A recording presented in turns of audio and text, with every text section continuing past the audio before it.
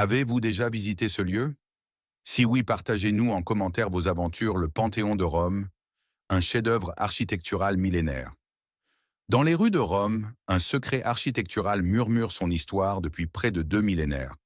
Un bâtiment qui défie le temps, le Panthéon, raconte une légende de pierre et d'audace. Un matin brumeux du IIe siècle, l'empereur Hadrien regarde un architecte et lance un défi impossible. Construire un temple qui célébrera tous les dieux, un monument qui traversera les âges. Un rêve qui semblait relever de la pure folie. Les ouvriers s'activent. Leurs mains façonnent des murs épais de 6 mètres, sculptent des colonnes de granit massif. Chaque pierre posée est un défi à la gravité. Chaque centimètre un pied de nez à l'impossible. Au centre, un miracle architectural prend forme. Un oculus, un trou géant de 9 mètres de diamètre. Les autres architectes ricaneront plus tard, persuadés que cette ouverture ferait s'effondrer le monument. Mais ici, la lumière divine va danser, traverser le temps. La coupole s'élève, gigantesque. 43,3 mètres de diamètre, autant de hauteur. Un parfait équilibre mathématique que seuls les Romains pouvaient concevoir.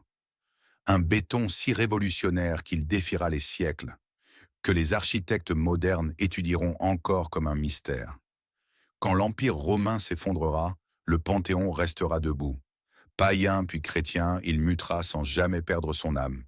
En 609, l'empereur byzantin Phocas l'offre au pape, transformant ce temple des dieux en sanctuaire sacré. Les siècles passent. Des génies y trouvent leur dernière demeure. Raphaël, le peintre qui a révolutionné l'art, repose désormais sous cette coupole. Victor Emmanuel, premier roi d'une Italie unifiée, dort à ses côtés. La pluie tombe, l'eau glisse par l'oculus, tombant au centre sans jamais abîmer le sol. Un système de drainage si sophistiqué qu'il semble presque magique.